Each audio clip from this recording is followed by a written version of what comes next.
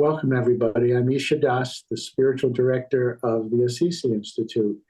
And I want to welcome you also to another podcast in the series of Wrestling with God. I am absolutely thrilled to have as my guest today my good friend and spiritual brother, Chris Knuth.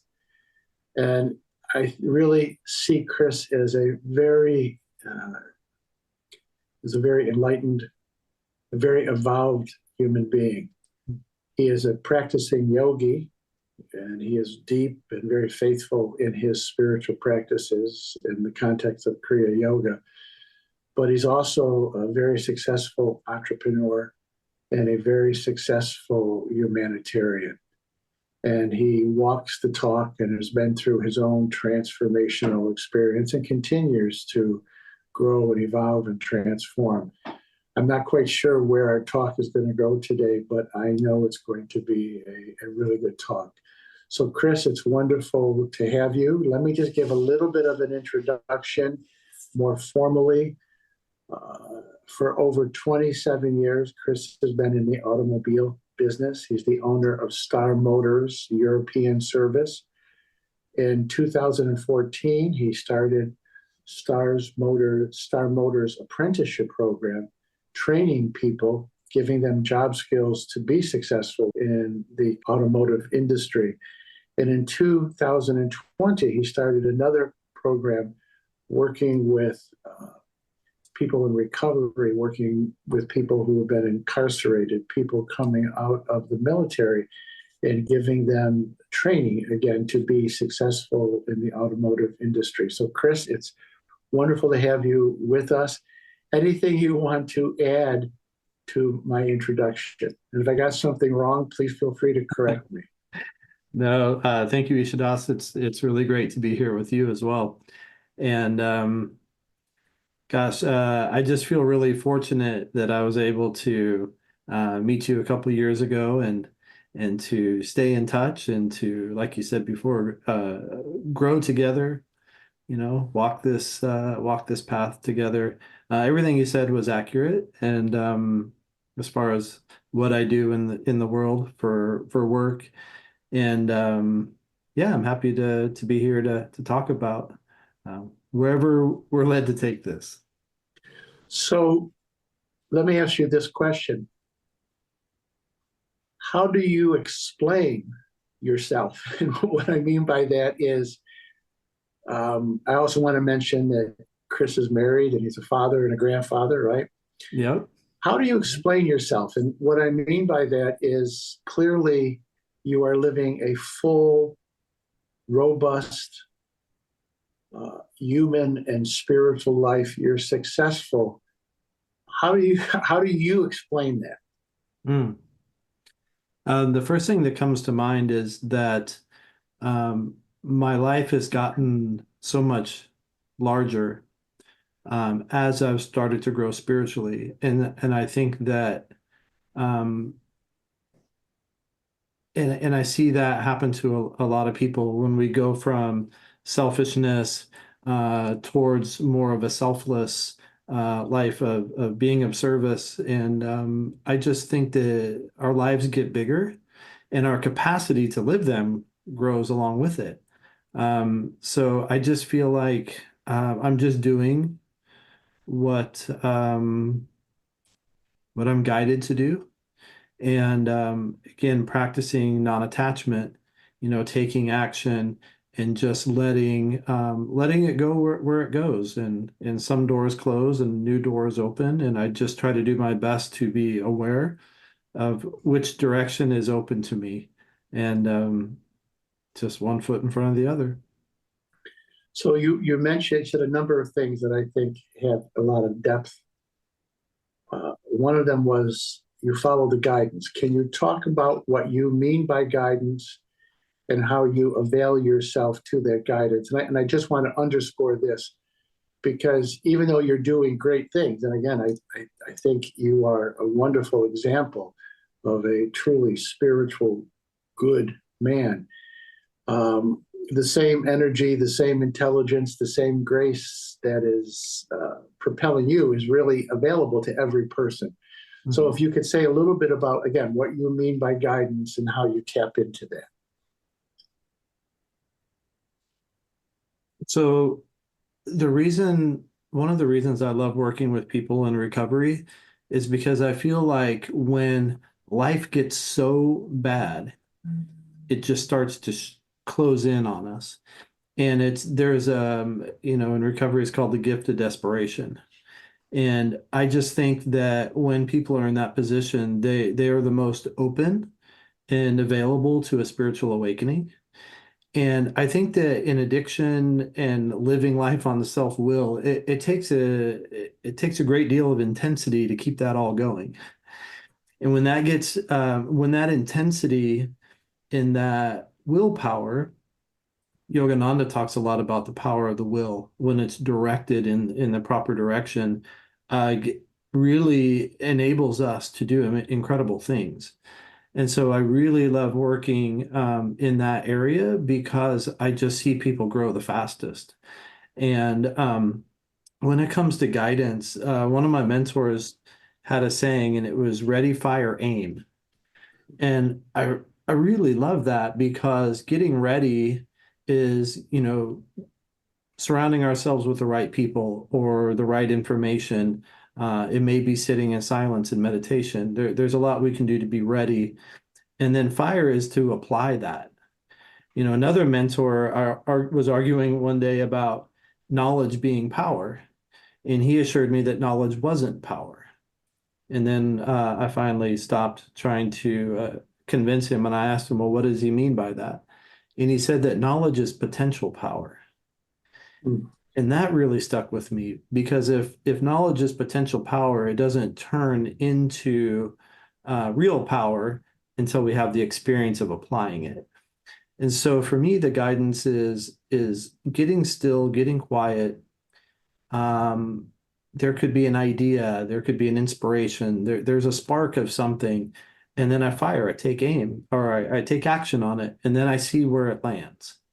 Did it land over here? Did it land over there? And then I just continue to follow this intuition or this inspiration while taking action and dialing the steps in till I find a way forward.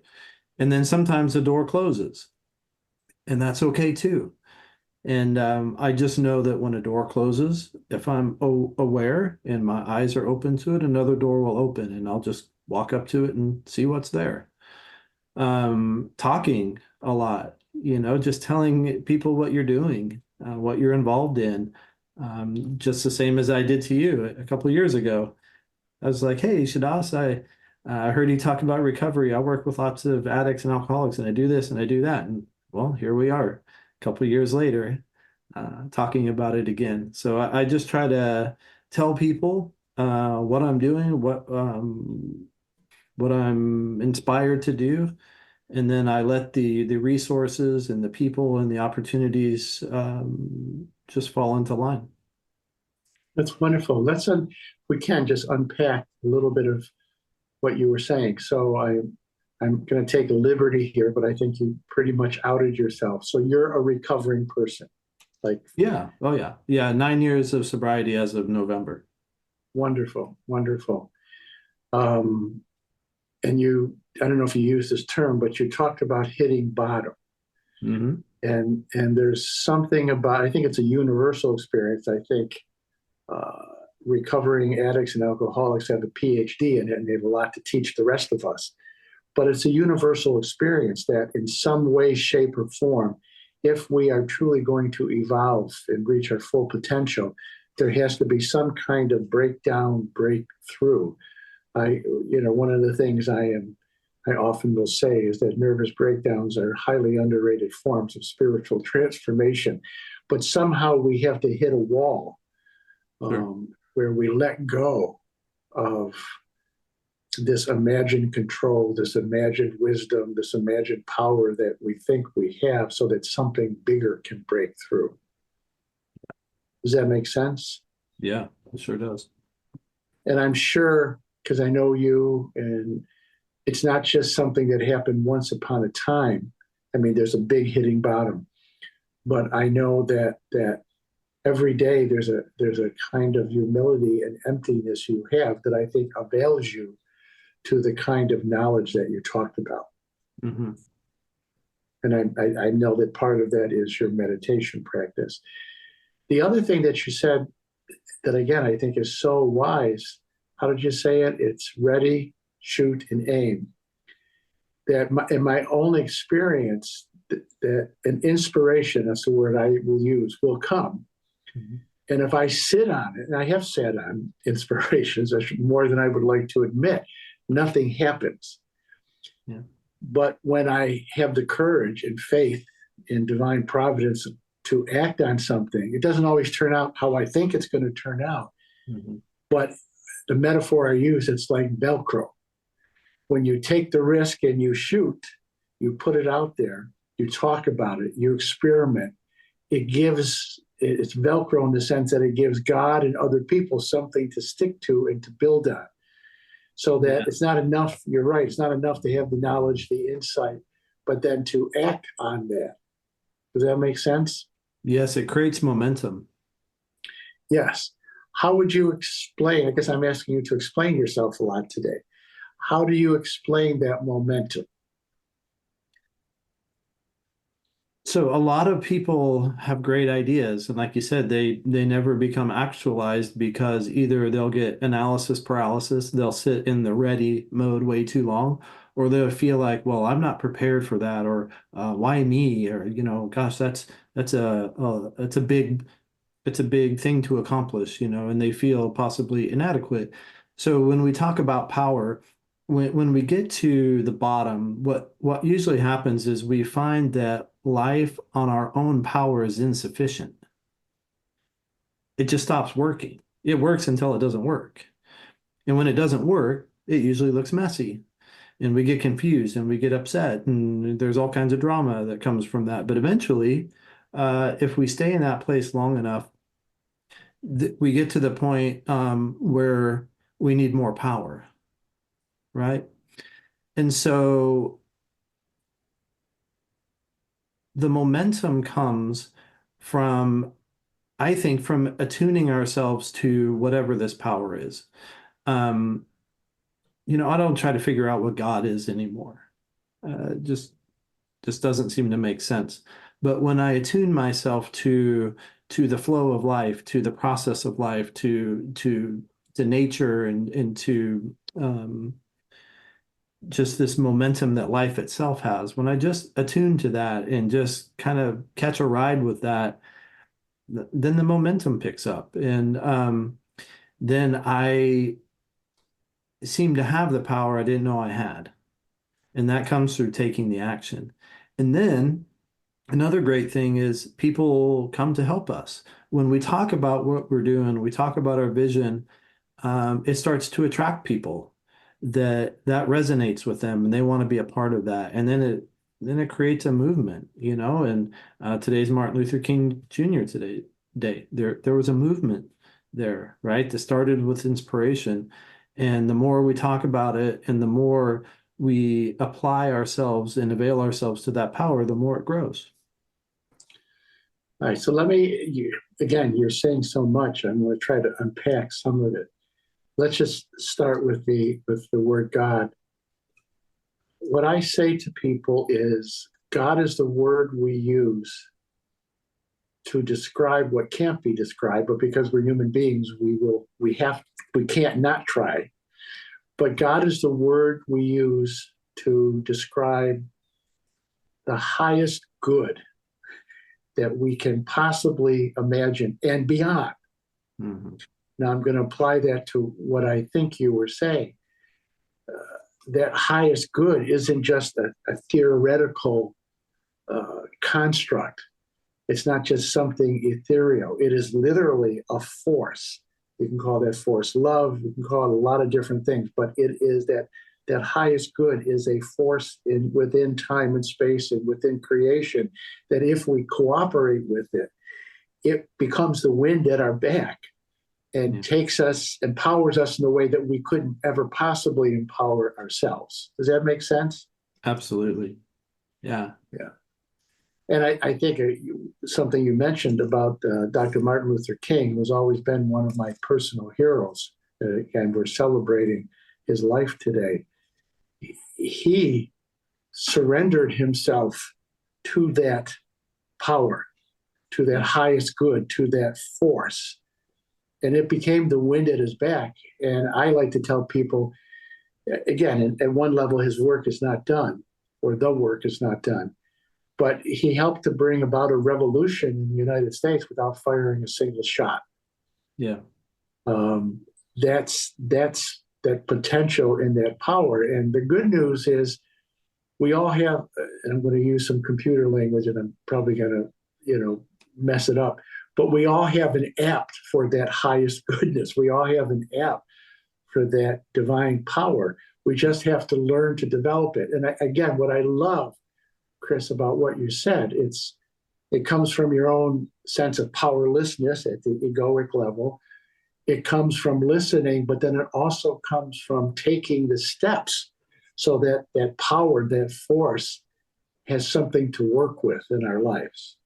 Sure. Yeah, we have to clear the things that are blocking us from the power, really. Yes.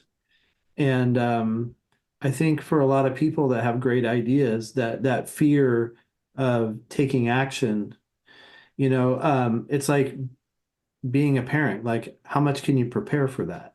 It's just all of a sudden it's game day, and everything you learned typically goes out the window, and you have to just utilize the resources at hand, and you end up doing it, right? We end up able to do it, and the kid lives and goes out into the world and does amazing things, right? So part of it's us getting out of the way and just trusting that power will be there. And that's where a lot of people shrink. That's where they say no. And it's too bad, because we all have that app. We all have that ability. Not all of us are willing or just crazy enough to step off that cliff and see where it takes us. Yes. So I would imagine, and this may be helpful for everyone listening, that there are moments that before you take that step, there's more than just a little trepidation or anxiety. Of course. Can you talk about that and how you deal with that resistance, how you cross that threshold? Because it's going to be there for all of us. And no matter how old we are, how experienced we are in life or spirituality, there's always going to be a new threshold. And with that threshold is going to come some, again, anxiety. So how do you do it? Obviously, you do walk through the threshold of fear. Sure. I just ask myself, and I ask others, have you learned more through your success or through your failure? Wow. Simple question. That's pretty profound. Say some more about that. I've never had anyone say they learned more through their success. Success doesn't even usually get acknowledged. We just move right through it. Don't even recognize it. But failure is an interesting teacher. And so every time you do something and you take action, and if it fails, well, you're one step closer to success. You'll have the experience that failure doesn't kill you. It makes you wise. That's where wisdom comes from. That's where skillfulness comes from. So failure is an amazing teacher. I'm just not afraid to fail. So I'm able to just get out there and do it. And someone said, or it's known, that public speaking is like the biggest, scariest thing that humans can do. And I used to think about that. I'm like, what is it with public speaking that would be so scary? And really, all it is, I think, is that we're afraid of what other people will think of us. And they're usually people we'll never see again. And I thought, wow, that's silly. Who cares? And so I just, again, lost, just stopped caring what other people think for the most part. And there's a lot of people also that are afraid to take action, and they're afraid to see other people take action too, right? They're like, oh my gosh, you shouldn't be doing that. Or so I try to just put that into perspective. And again, like if I'm going to fail, I'm going to gain wisdom. I'm going to have an experience. And that's the difference between theoretical knowledge and experiential knowledge Yeah. is the application process. I just don't worry about that anymore. Yeah. I think experiential knowledge morphs into wisdom, which is Yeah, priceless. absolutely. You remind me of a conversation I had with some people may be familiar with Father Richard Rohr. He's a Franciscan priest and uh, kind of amazing. He hasn't been kicked out of the Catholic Church yet. He's quite a mystic and quite a prophet. But he said this to me years and years ago. We were talking about God, and he said, "Where's it written that thou shalt not make mistakes?" Mhm. He said, God is fine with us making honest mistakes because we learn from them. And then he said, if there's anything that God can't tolerate, and not, and he's talking symbolically, not literally, but if there's anything that God can't tolerate, it is the unwillingness to make a mistake, the unwillingness to try something you haven't tried before. Sure. But I remember how liberating it was the first time I'd ever heard that God has no problem with our honest mistakes because from them come wisdom. And even our mistakes give God something, this divine intelligence, this power, it gives it something to work with in our lives.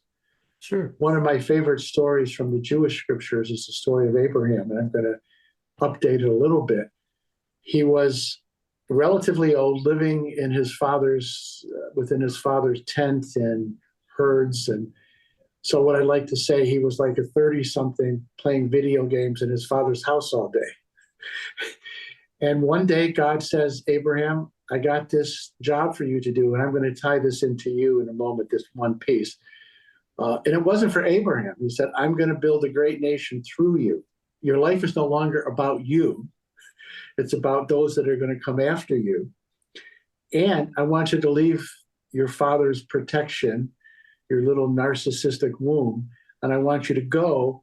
I'm not going to tell you where you're going. You just have to put one foot in front of the other, and we'll figure it out together as we go along. Everything you're describing reminds me of that, and I want to tie it into a specific piece of your work, and that's your humanitarian work. You're not doing that, just like Abraham wasn't ultimately doing it for him. He had a pretty comfortable life before God, knocked on his door. Your humanitarian work, you're not doing that for others, or you're not doing it for yourself, rather. You're doing that for others. Yeah. And I think the intelligence and the love that runs everything, the more we live the way you're living your life, it can begin to work miracles through us. Mm. It can do things that we couldn't otherwise. It allows us to do things we couldn't otherwise do. You have some thoughts about that? Yeah, I do. I teach a class to entrepreneurs twice a week on getting out of our own way. I was in Nashville last week teaching sessions at a automotive conference of shop owners from across the U.S. and Canada, and my session was on mindset to vision and what that is. And a lot of us are we have the fear, right? We talked about jumping off that cliff, right? And taking that step into the unknown. And there's a fear there. And what happens is just think back on all the times you worried about something. All the times we spend in our head in fear and we imagine that it's going to be a certain way. But when we actually get to the other side of whatever scary event that was, we usually shrug and be like, oh, gosh, that wasn't so bad, right? How hard was that? All the things I thought were going to happen didn't happen, right? So I think it's important to keep that in our mind. All the experiences that we have of going through fear and through worry, 99% of the time, it never happened the way we thought it would. There was always a silver lining if we were looking for it. And so when it comes to vision, the idea of leadership starts to come into play, right? And so I think that as we take these ideas and these inspirations and we start to carry them out into the world, I was concerned about like what is leadership? What are all these things? But what I found is when I just was clear on what I was doing, what the and for me, like when it comes to the nonprofit work, I realized in my own business, yes, we're fixing cars, but what we're really doing is we're providing an experience for the customer that is far beyond what they ever expected. And when I focus on the customer and delivering this experience, then I need to bring people into the organization and provide them opportunity. See, the one thing leaders do and entrepreneurs do, and the reason why small businesses are so hard and they don't grow is because we have this idea of control. We have this idea that if we can manage every single aspect of it, it's going to turn out great. But the truth is, in my own experience, I would hire great people and then they would leave my company. And I was wondering why that might happen. And what I found is that I was actually causing that because of my own fear. And so now when I look at building an organization, I'm providing opportunity for the people who use our services, providing opportunity for those who are the service providers, and through leadership and empowering the team and being willing to let them fail because failure is a great teacher. What happens is the team will start to trust you as a leader. There's room for them to fail as long as we use that failure constructively, right? And what happens is when we debrief that, people can then see where things went wrong and then owning their part in it, we start to move forward. And what happens is we start to create an organization of leaders. And that's how organizations can grow, right? And that's how people can bring their own unique skills and abilities and talents. And for me, I love to watch that in action. It's amazing. And that's really why I do it, is because I just think it's so much fun. I'm constantly surprised and just blown away at what people can do when they're in an environment where they feel like they can be themselves. And the more authentic we all are, the greater the organization is, and the more it grows and the more its reach gets expanded. So there's two things you said that really caught me. The first thing is, and if I'm misrepresenting you, I'm putting it in my own words, please tell me. You encourage people to use their gifts and their talents. You encourage people to take a risk, and it's okay to make mistakes. Oh yeah, it's the best. Right. So then they're free to bring their best to a situation. They learn from the mistakes, and then they become a more productive partner with you and a more productive employee, and it builds their self-esteem. Oh, they become better husbands, wives, parents, leaders in their own capacities. It's incredible. I'm paraphrasing something someone told me a long time ago. This person, he said to me, you know that you're in the presence of a true spiritual teacher, no matter what the context is. You're in the presence of a true spiritual teacher because they don't make you dependent on them ultimately. They empower you to experience your own divinity, to grow that divine spark inside of you so that they won't need you as a teacher. That's right. Yeah. The second thing you said, and I don't think we always think about this, that watching that process, mentoring people, it makes you happy. Very, yeah. Yeah. That I think mentoring somebody in the spirit that you're talking about it, really empowering them to be their highest and best self, is probably one of the most meaningful things we can do in a lifetime. Yeah. But I can't think of anything more meaningful than that, more powerful than that. Yeah. Let me go back to today being the day we celebrate the life of Martin Luther King. And I was listening to a speech he gave to junior high students. And he was talking to them about having a high, noble blueprint for their lives. And what he said is, and I'm going to apply this to you. He said, some of us, not everybody's going to be a doctor or a lawyer. Some people will, it'll be their fate to be a street sweeper. But what he said was, sweep with the same spirit that Michelangelo created art. Sweep with the same spirit that a great musician creates music. Sweep with the same spirit that Shakespeare created poetry. And if he said that you do that, it's a powerful metaphor. He said, the angels will from heaven will come and walk on your streets. Mm-hmm. So again, what I'm hearing you say, it's bringing your best self to everything you do, every responsibility, every interaction. Do it with the same spirit that, again, Michelangelo did in making great art. And that creates, I think, a momentum that takes you and the people around you to a higher and higher level. Yeah. That's when we're tapped into the stream of life. Yes. Tapped into the flow of life. All of the work that's out there to do is meaningful. Yes. It's the spirit in which we do it.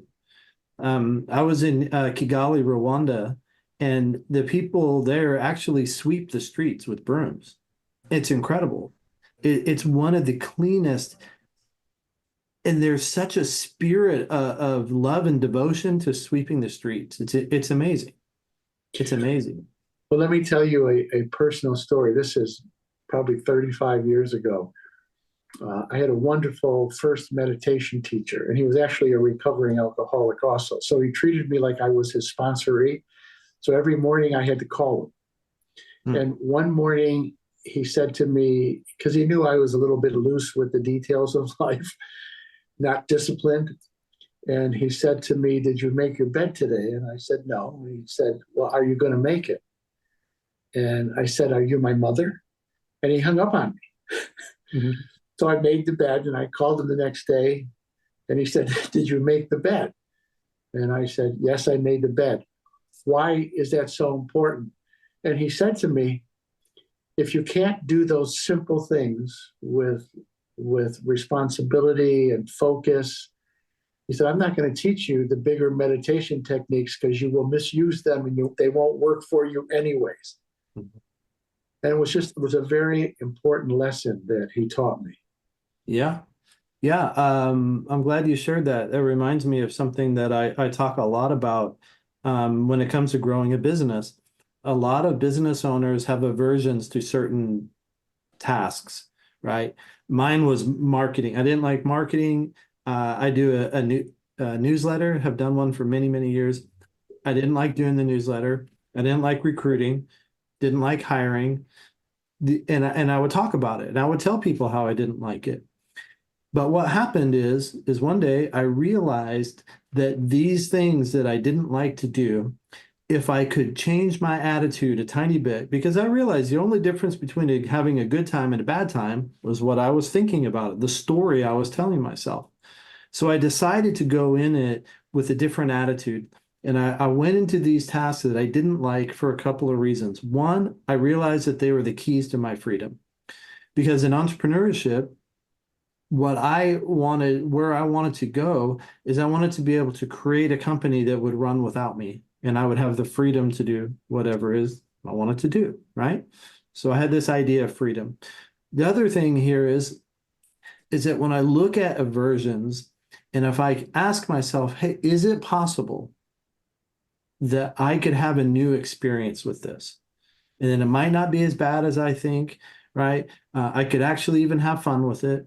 And when I started to go to these things I didn't like doing with the attitude of joyfulness and finding joy in it, I found it. It was there. And the more I surrendered to that process and the more I went into these things I didn't like doing, they started to turn into the things I like doing. these happen to be the things that I absolutely love doing now. And when it comes to recruiting and hiring, now I have a vision. I can get people excited about being on board with something that's going somewhere. It's incredible. And so all these little aversions, all these things we don't like, it's all right here. It's all in our mind. And all we have to do is choose to see it differently. All right, so something implicit in what you said, and I talk about this a lot, and it's something I consistently work on in my own life. What are the stories that we have that really don't align with reality in any sort of, clear or absolute sense? There's stories that we live by, but they're stories that inhibit our growth, our success, our evolution. So being able to identify those stories that don't work, and then the courage to let go of those stories.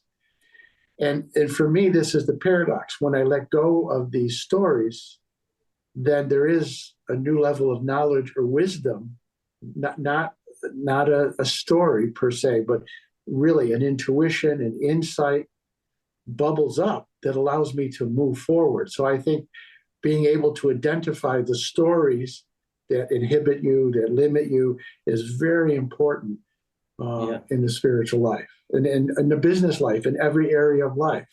Yeah, it's life.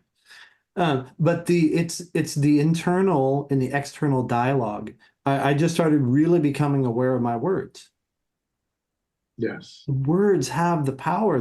They have so much power to destroy, to create, what have you. And so I started to become very, very conscious of the story I was telling myself, the words I was saying to myself, and then the words I would say out to other people. Yes. Right? And so with that awareness, eventually came the ability to choose. Yes. Most people don't realize that if we are meditating, holding some degree of stillness and watchfulness, we can actually choose the thoughts. Mhm. We can choose to reject certain thoughts, not feed them, and then we can choose the thoughts that are helpful, that are aligned with truth, beauty, and goodness. And those thoughts have power. They're not just cognitive concepts. Their thoughts are energy forms that will bless us or curse us.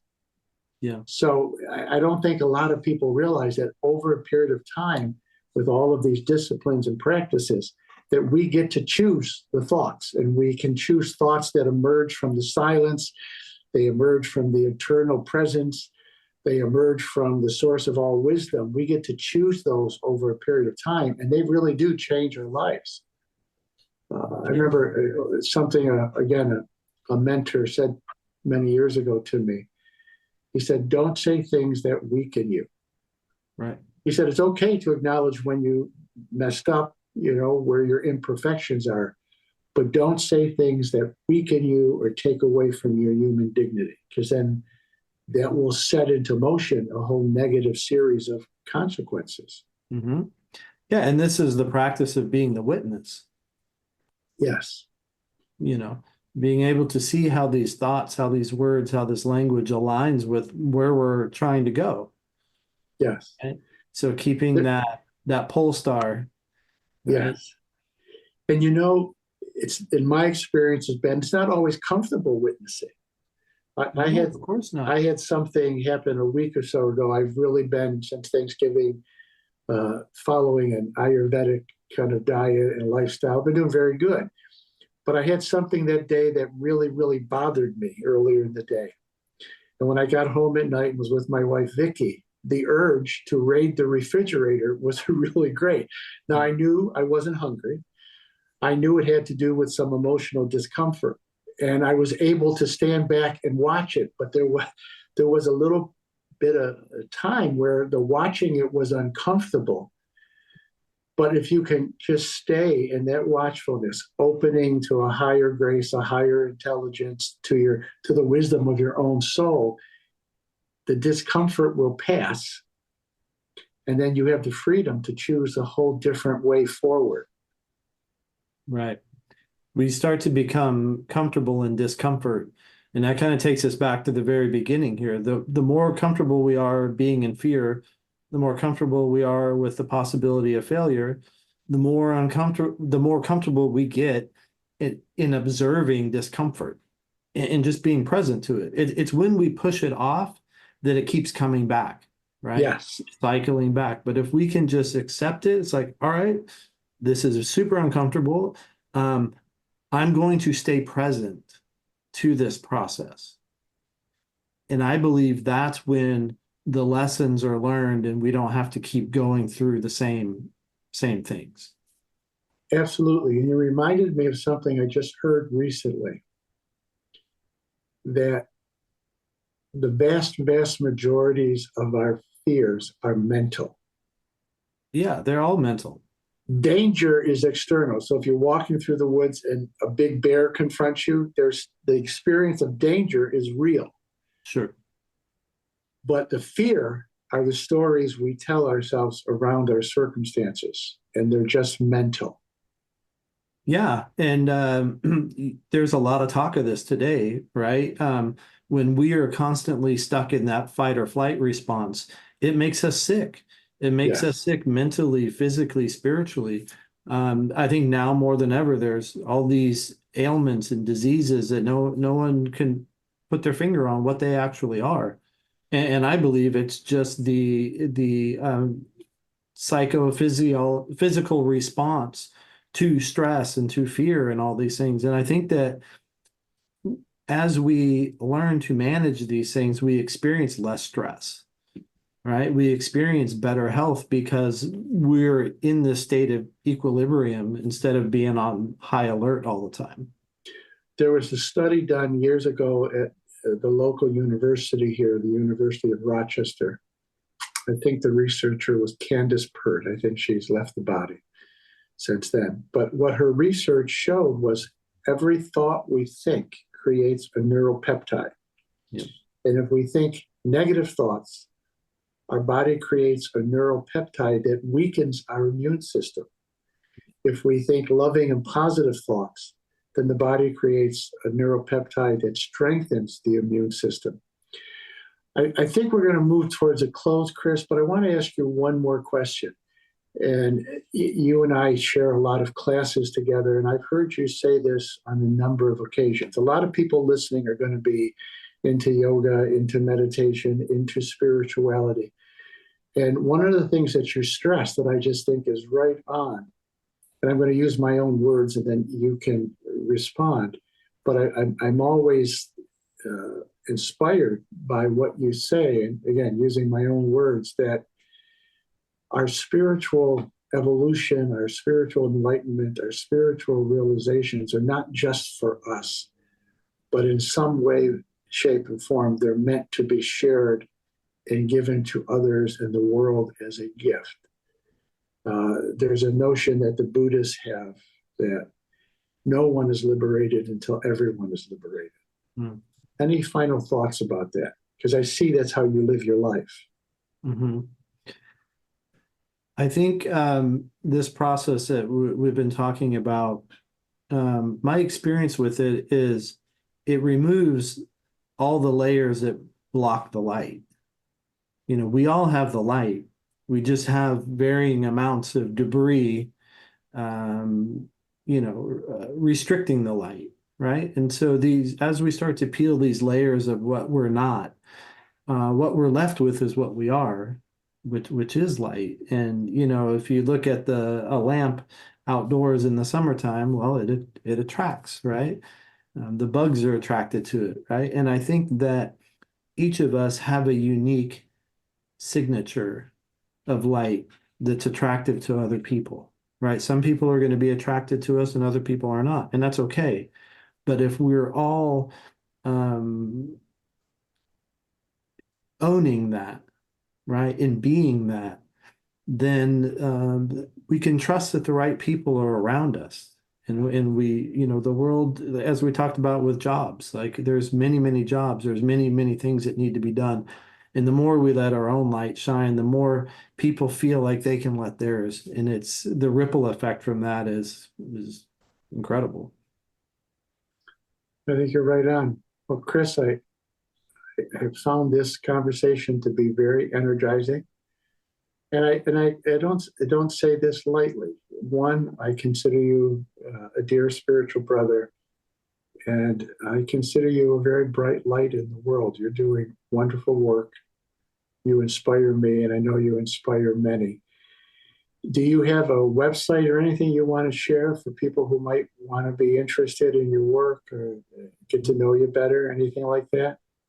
Yeah, our nonprofit is APAC ATI, and so it's spelled APAC ATI.org. You can go on the website. There's a contact form. You could find me on Facebook. I don't do a whole lot of social media, but I'm on there.